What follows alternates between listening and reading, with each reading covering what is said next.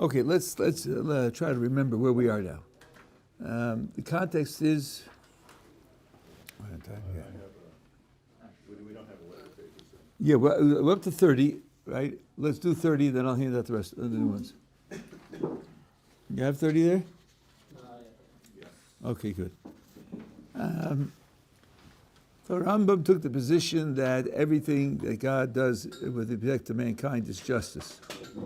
Everything that happens is a question of justice. Now, that immediately raises the question of the suffering of the righteous or the innocent, because that doesn't seem to be just. And the Rambam is giving background. What is ideal worship of Hashem? Which is required. That's why he created us, and that's what he wants us to do.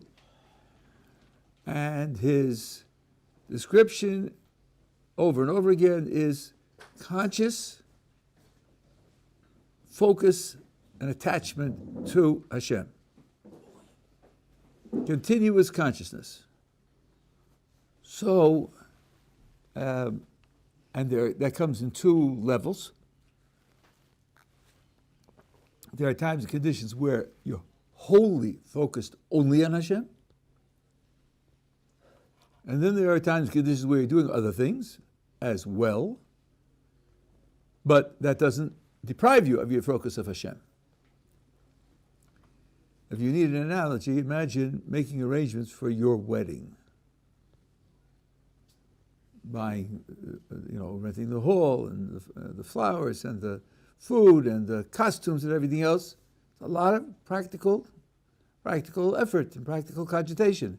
I don't think you'll lose track for an instant that it's for your wedding. What am I doing? Am I contracted to do this? Forgetting what the project is. Oh, yeah, right, I'm getting married. Probably not. The fact that you have many other things on your mind and occupying your attention doesn't mean that this isn't in your attention. Also, that's the minimum. The minimum is that when there are times when you need to be focused on other matters, which the greatest Jews were from one time to another,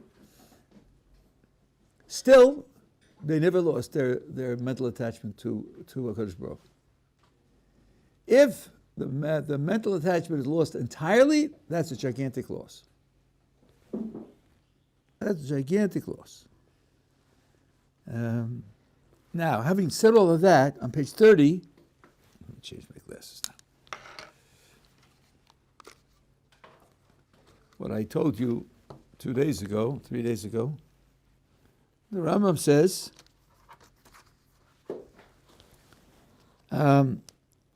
just below the middle of page 30, an excellent idea presents itself here to me, which may serve to remove many doubts and may help to solve many difficult problems in metaphysics. And I told you, I'm doubtful that this is meant other than window dressing. This is stage setting. I don't believe that when he wrote the book, at the beginning, he didn't have this in mind. All of a sudden, in the middle of the book, almost towards the end of the book, he thought of this. I can't take that seriously. But I think what he means to say, among many other things I probably don't understand, is that all of the lead up that I gave you about what real worship of God is wasn't designed just to get this answer to this question. That has its own independent justification. As a matter of fact, it also applies to this question. Otherwise, you could think it was just, concocted in order to solve this difficult problem. The problem he addresses here, I say, is why great tzaddikim suffer, since we presume that they are in a protected condition. Here he spells out the problem. So in other words, who is going to be the people who are constantly focused on Hashem, either totally or partially, who will therefore be protected? Who are they? We have already stated in the chapters which treat of divine providence that providence watches over every rational being according to the amount of intellect that being possesses. Those who are perfect in the perception of Hashem, whose mind is never separated from Him, enjoy always the influence of providence. This means that they can never suffer any pain or loss, I say. The protection and preservation of divine providence is completely in control of their circumstances. Now comes the solution. But those who, perfect in the knowledge of Hashem, turn their mind sometimes away from Hashem, enjoy the presence of divine providence only when they meditate on Hashem. When their thoughts are engaged in other matters, divine providence departs from them. Now, first of all, as we've said over and over again, when you talk about divine providence, you have to ask, what are you talking about? Are you talking about the control, management, and causation, or are you talking about purpose? Here, it's obviously, he's talking about the purpose of protection. That's the subject of the whole discussion. So the purpose of protection doesn't apply to them when they sacrifice that mental connection with Hashem. That's why he started by saying that connection can be total or partial, because the great men who did enjoy protection, sometimes they were doing other things. Abraham, Yitzchak, and Yaakov were all shepherds. They had to care for their animals. Moshe Rabbeinu had saved the daughters of Yisro from the shepherds, had to chase them away. Obviously, his mind was involved with other things in addition to meditating on God. But the meditation was never lost. So it's when the person turns away, and when his thoughts are engaged in other matters, he means only other matters, completely divorced from Hashem. And since it is possible to do what the patriarchs did, and what Moses did, and what King David and the rest, it's possible to do that, there's no necessity for them to have completely lost their connection. So if they lost the connection, it was a spiritual failure. And if it's a spiritual failure, then it can carry the consequence of losing that protection. That's the essence of his solution. Okay, let me give you some more papers now. Well, I did 30 over again, so. Yeah. There's one.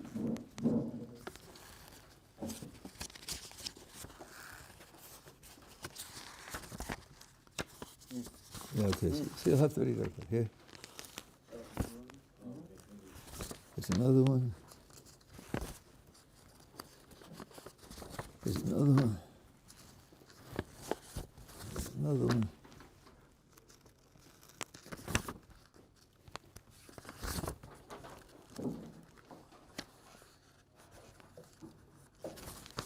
Another one.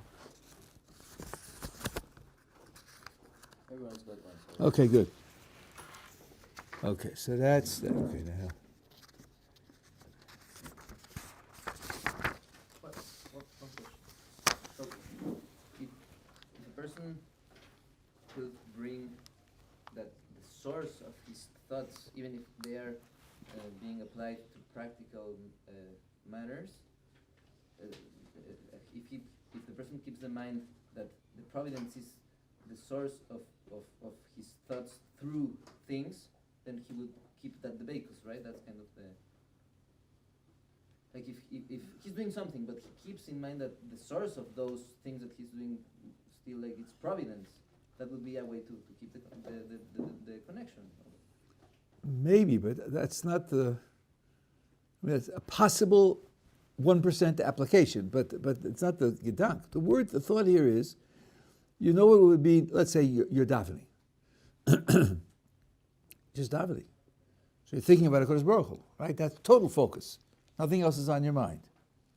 Then you're doing business and you think, well, wait a second, I can't do false advertising, and I'm not allowed to mislead, and always there should be some chesed, and that's what HaKadosh Baruch Hu wants, and you have that in mind while you're doing your business, right?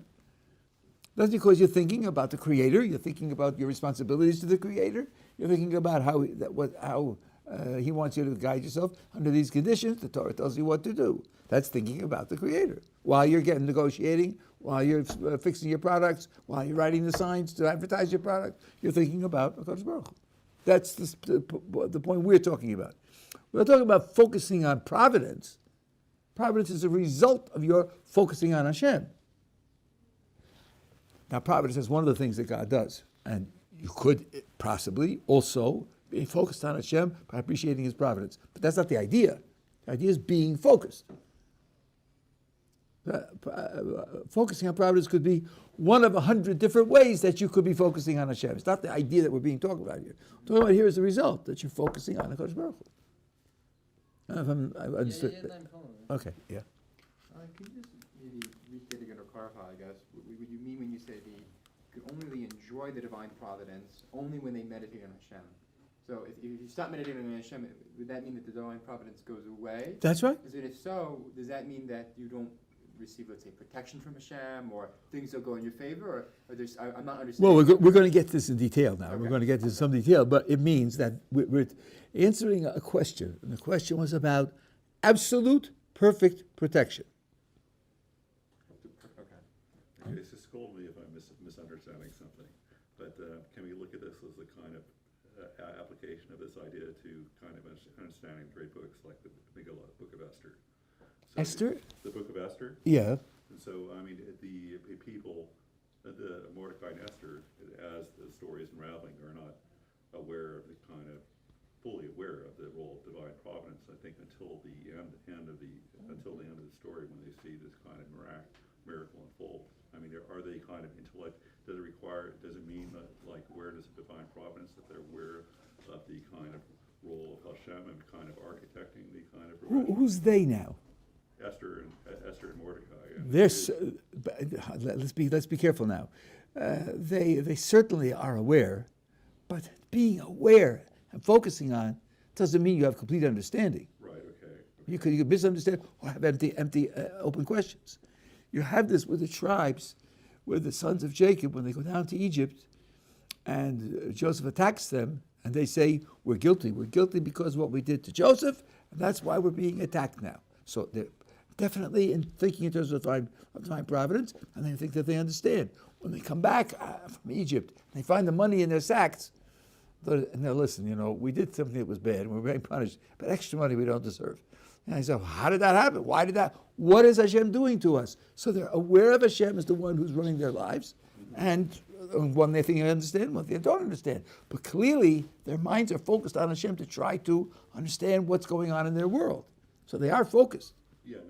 So they may not have full intellectual awareness of Right. the kind of connections, but as far as they're fully connected in I would say so. Yeah. Right. I mean, they're vulnerable, but what happens to them isn't bad. They suffer, but they suffer because they right. need So this kind correction. of idea is basically Yeah. so it's fine, but the idea of divine providence, what we see as a reader is what we see. It's one way. Yeah. Right. It's Okay. one. Okay.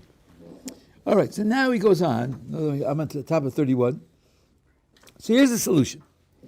Even if they're great tzaddikim, that status does not earn the absolute protection and preservation of divine providence. Just being a great tzaddik isn't enough. Now, what is a great tzaddik? Well, the word tzaddik usually refers to someone who does everything right, but doesn't mean that he's perfect. There are levels above being a tzaddik. For example, in the classical literature, being a chassid, that does not mean wearing a fur hat on Saturdays. Being a chassid, which is a term that goes back to the Tanakh, is a higher level than being a tzaddik. So, what the Rabbi is saying here is that tzaddik, he's describing the tzaddik in terms of performance, but what about your inner life? It is not their record that earns protection. Well, let's see. Have you done everything right up until now? Yes, so then I'm a perfect tzaddik. No, that isn't what does it. It is their conscious focus on Hashem. If that connection is interrupted, they become vulnerable to pain and loss. As we said above, it is dveikus, conscious connection that provides protection. Being a great tzaddik, possessing great knowledge of Hashem, and even having achieved dveikus in the past is not enough. It's moment by moment. When you have the dveikus, that's when you have the protection. When you don't, you don't. Now, in our experience, there's no systematic difference between the suffering of those great tzaddikim on the one hand, and those who never had the knowledge and dveikus of Hashem, to Hashem. They seem equally vulnerable to tragedy. The next patch seems to contradict this, so we need to study it carefully. Okay, so now, this is now starting to address your question, which is complex. What happens? How much happens? How bad can it be? And in particular, we're talking now about absolute, perfect protection. Okay, so they lost the conscious connection, then they lose absolute, perfect protection. But still, they are great tzaddikim. Still, they did have dveikus in the past. So, wouldn't you expect some difference between them and others who aren't such great tzaddikim? Or some difference between them and those who never had dveikus? I mean, shouldn't it be a sliding scale? How can you go from everything, then cancel out everything and go down to absolutely nothing? Could be anywhere on the scale, because we don't see any difference between the people whose fault might be periodic, short losses of dveikus on the one hand, and everybody else. If the Rambam is going to tell me that these great tzaddikim suffer such terrible tragedies because they lose the focus, he could say that. No one's climbing inside their minds to verify it or to falsify it. It's a possible explanation. But then, when we look at them, people who have a reputation of being a great tzaddik, and look at the sufferings that they endure, some of them are really horrific. We don't see any difference between them and other people who we would imagine certainly didn't have that connection as much as they did, certainly weren't as great as tzaddikim as they are, and we find that hard to understand. Though this doesn't solve the whole problem, it doesn't solve the appropriate gradation of suffering, which you expect in a just world, where justice determines how much suffering that you achieve, that you will receive. Well, let the Rambam spell it out. The absence of providence in this case, the case of a person who had it, was on the top and lost it temporarily, is not like its absence in the case of those who do not reflect on Hashem at all. Aha! So there is a difference. It is in this case less intense. The case of a person who had it, has it, let's say 90% of the time, and 10% of the time loses it, it's not as intense as for those who never achieved it. Because when a person perfect in his knowledge of Hashem is busy with worldly matters, he has not knowledge in actuality, but only in potentiality. Meaning to say, it's like conscious experience knowledge, we spoke about this, or dispositional knowledge. All the time that we have been sitting here, you have known that Los Angeles is in California. You just didn't think of it. That's potential knowledge, in his terminology. It's just not actualized because you're not thinking about it. But you have the knowledge. You're not like someone who's totally ignorant of that. This person is then like a trained scribe when he's not writing. Those who have no knowledge of Hashem are like those who are in constant darkness and never seen light. We explain in this sense the words, the wicked shall be silent in darkness, whilst those who possess the knowledge of Hashem and have their thoughts entirely directed to have that knowledge, ours who are always in bright sunshine. So you have the wicked who are total darkness, those who are connected in dveikus to a Kadosh Baruch Hu are the people who are in constant sunshine, and those who have the knowledge but are at times engaged in other themes have then, as it were, a cloudy day. The sun does not shine for them on account of the cloud that intervenes between them and Hashem, but it's not total darkness. So he's telling us that there is a gradation. Now, when we look at what happens to people, we don't see that gradation. The question is, what does he mean? How to understand him? See that perhaps he's telling us something that we're missing. And that's what I want to spell out here in my section here. This passage describes two different ways in which the protection of divine providence may be absent. One is for the person who never possessed divine knowledge. The other is for the person who possesses the knowledge, but is sometimes distracted from focusing on that knowledge. Sometimes he has no conscious connection with Hashem. The passage is telling us that the former, the one who never possessed the knowledge, is more distant from divine providence, and therefore is open to more severe suffering, while the latter, the one who has the knowledge, but is sometimes distracted from conscious focus on Hashem, will enjoy at least some divine providence and protection, even at times when he's not consciously connected. Therefore, as the Rambam said above, his suffering is less intense. The example of the scribe supports this description. A scribe who is not presently writing still has the skill of writing, whereas he who does not know how to write has no skill at all. So if his identity as a scribe gives him some special status, it may be less intense than when he's not writing, but it's still superior to one who doesn't know how to write at all. The second analogy the Rambam mentions, the analogy of the cloudy day, strengthens this contrast. When the sun is hidden by the clouds, there is not total darkness. There remains dim light. So again, the one with divine knowledge presently lacks dvekus will be less liable to suffering than the one who never possessed such knowledge. Page 32. This passage raises the obvious difficulty. We are all great tzaddikim who have suffered enormous tragedy. There does not seem to be a gap between the tragedy experienced by those who never possessed the knowledge and those who possess it but are distracted. If we cannot overcome this objection, it is hard to see why the Rambam is so enthused at this great discovery that he has made. The solution will not explain the actuality of the suffering of the tzaddikim that we see in this world. So this is an absolutely crucial problem, according to my understanding. When faced with a contradiction, it is good to try to make a distinction. I would like to suggest that there is a difference between injury and loss on the one hand and suffering on the other. Injury and loss are objective conditions. Suffering is subjective. Let me just take a minute to explain what those words mean, because although you're familiar with the word, the concept is a little tricky. I learned this from John Searle, but other philosophers have said it as well. Objective and subjective sometimes mean for people that objective means that there's a right and a wrong, a true and a false, a correct and incorrect. And subjective means there are no rules, anybody can say what he wants, nothing can be deemed right or wrong or appropriate or inappropriate. That's on the level of evaluation, right and wrong, correct and incorrect. Then there's another use of the words where objective means something that applies to the world without experiencing subjects. And subjective means a matter that is part of the experience of a subject, rather than of the world without subjects. So, let me take a very simple example. Let's take a $100 bill.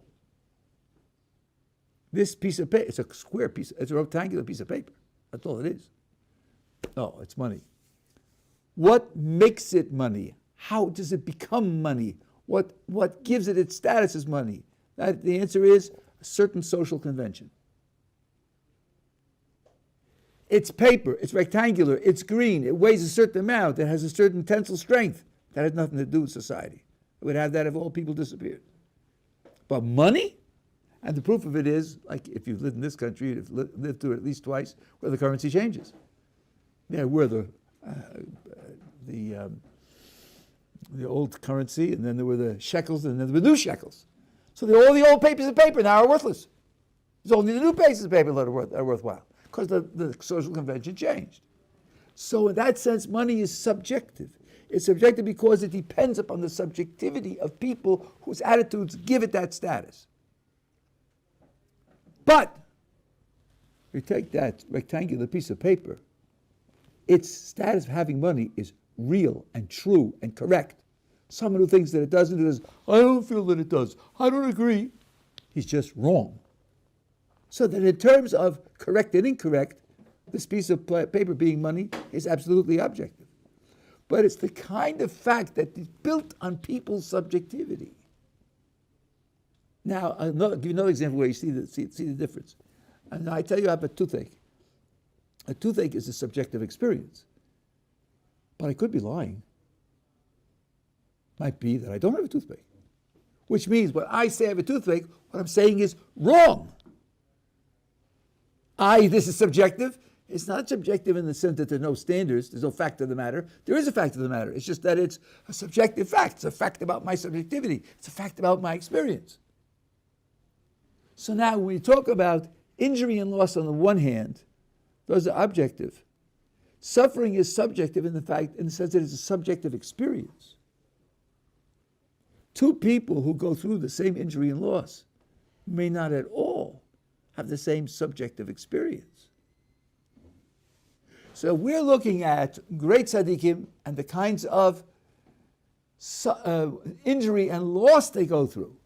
And we say, well, we don't see any systematic difference between the injury and loss that great tzaddikim go through and the injury and loss that people who never had any knowledge of Hashem or closeness to Hashem go through. Maybe we're not describing the right dimension. We're describing the objective dimension. The Rambam talks about intensity of suffering. That's a subjective dimension. And it might very well be that even though great tzaddikim go through similar injury and loss, the subjective experience of the injury and loss isn't the same. That, I think, is one way to solve the problem. Let's read it in what I wrote. When faced with this contradiction, it's good to try to make a distinction. I would like to suggest the difference between injury and loss on the one hand and suffering on the other. When we say that we see no systematic difference between the tragedies that occur to tzaddikim and others, now the word tragedy is vague enough to cover both sides. That's why I used it. We're looking from the outside. We are observing objective losses, death of loved ones, sickness and disability, failure of great projects, and the like. But we are not describing their inner experience.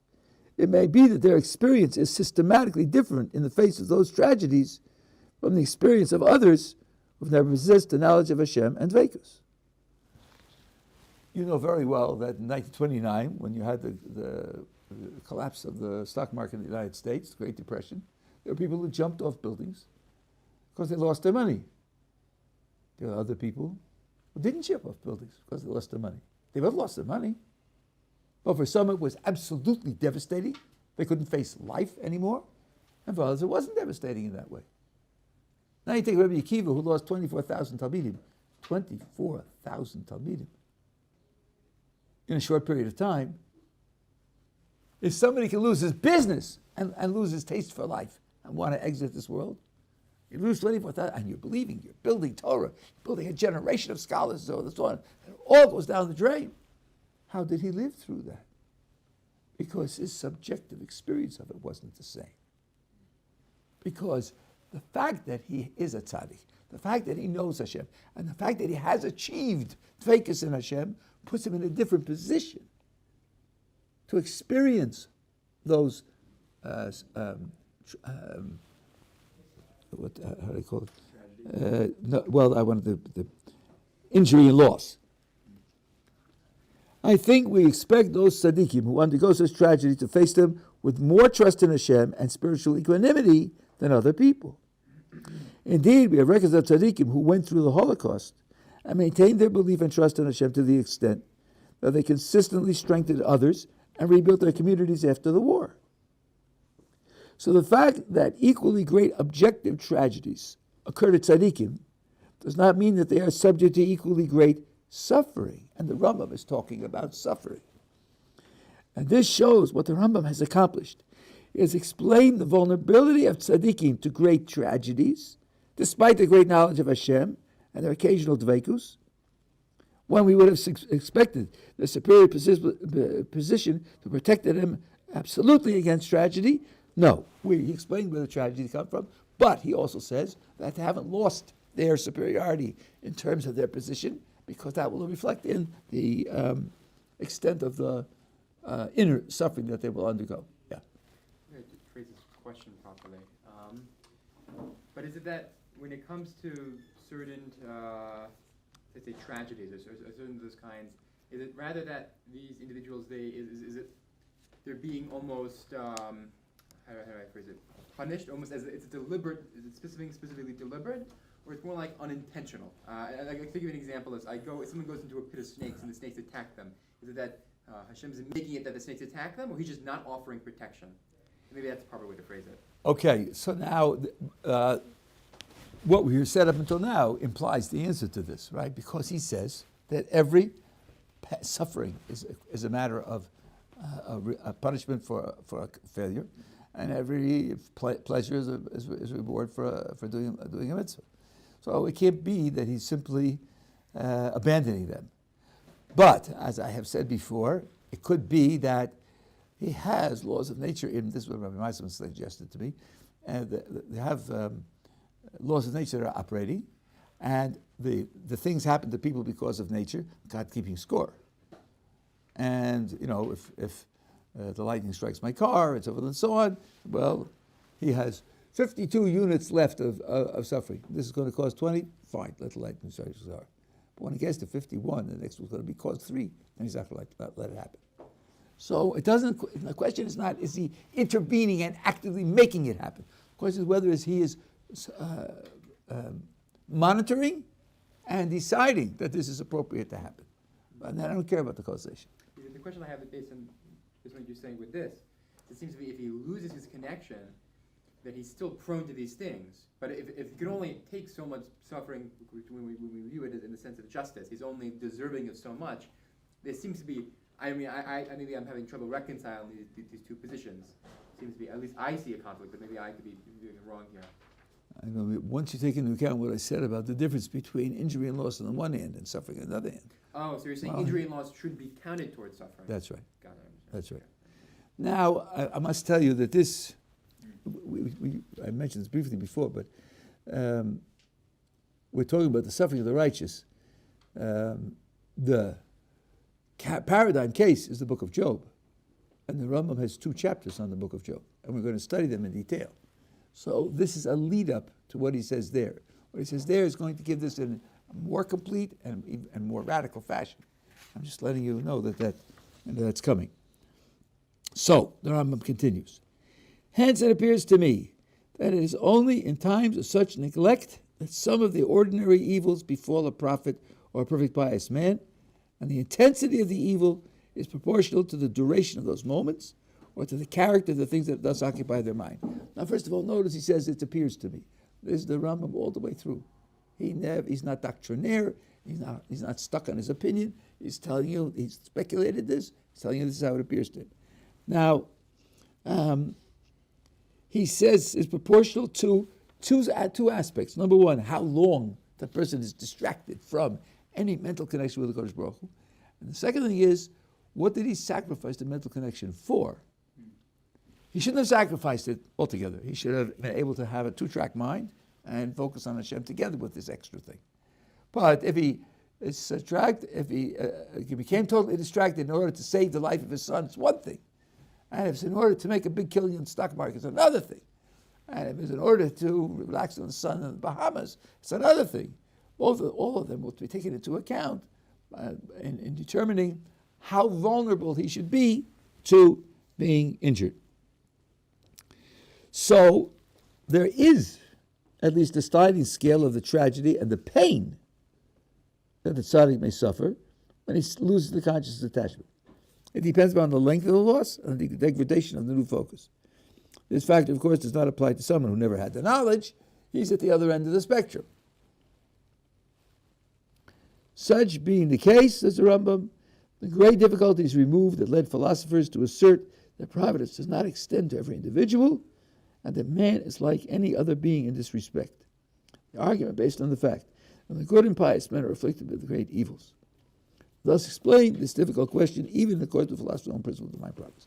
Now, the Rambam said this before, I'm saying it again, and I found this almost prophetic, that what derails people from believing in God and divine providence is the suffering of the righteous. Rambam says in a previous chapter that this was the thing that led the philosophers either to deny God's knowledge, or to deny God's control, or to deny that God cares, because they could not reconcile this. And he has an explanation in accord even with the philosopher's understanding of how providence works, so he feels that he's done a great job. I saw about a year ago someone publicized a letter that Darwin wrote. And in it he says, I would not have been led to my theory other than the fact that I saw such terrible suffering. He saw it in the natural world, where parasites attack creatures and eat them up from the inside and so forth and so on. But he says, were it not for what I saw in the terrible suffering in the world, I would not have been led to my theory. So I thought, wow, look at that. The Rambam wrote these words 900 years ago. And here's a man who has contributed to atheism probably more than anyone else in the modern world. And he himself says it was the problem of suffering that led him to it. He had a religious upbringing when he was a child, and this is what pushed him off. So I think the Rambam's words here are very, very indicative. Okay, so that's what I wanted to tell you today. Okay, you go to supper. Yeah. Is it possible that when a person loses their vapors, and could it be like a punishment in and of itself that they don't get it right away back? They don't get it back right away, so they have to deal with the fact that they don't have the vapors for a certain amount of time? That's a very interesting question. That's a very interesting question. Could it be, losing is a too soft a word. They abandoned it. Right? It's not as if it was snatched away from them. They abandoned it. But now you say, let me think for a second. Do we have anything? Let me do, prophecy would be relevant to this.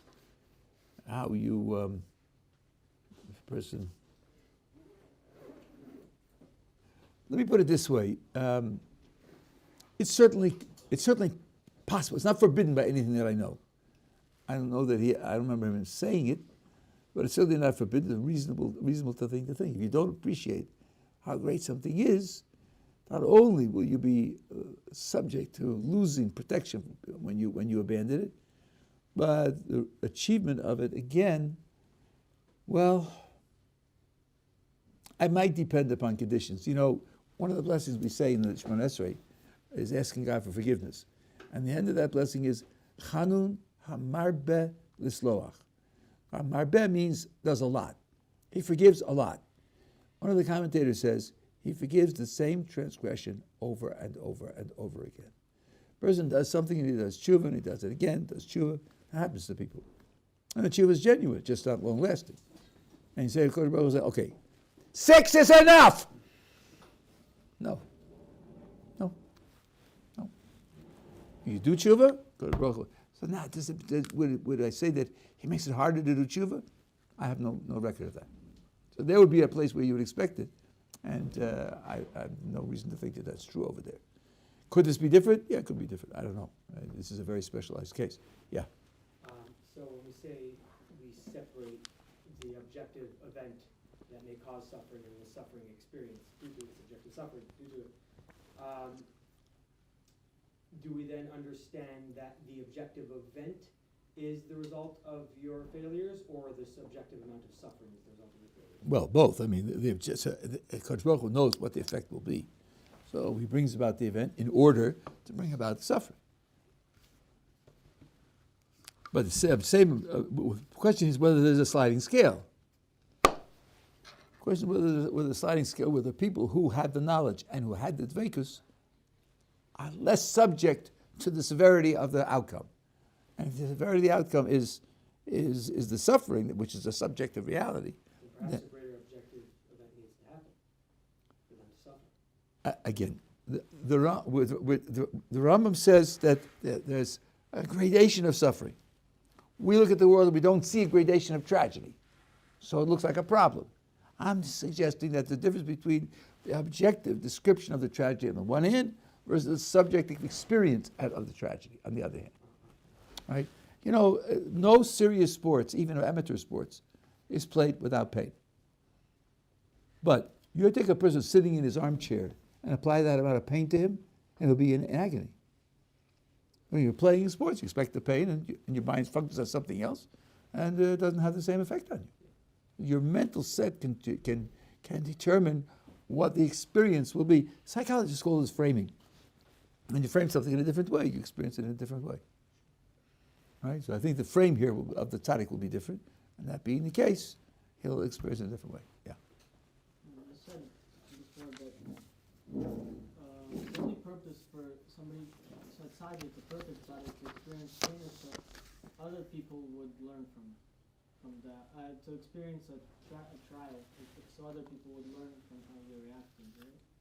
Trials, not pain. Trials. The purpose of trials is that other people should learn. Yes. What if the trial has pain in it? What if the trial That's where we started from. That's exactly where we started from. And we said about that, we're talking here about justice. We're applying the Rambam's principle of justice. And we made a distinction between saying, on the one hand, that everything he does is just, which is one idea, versus nothing he does is unjust. and they're not the same.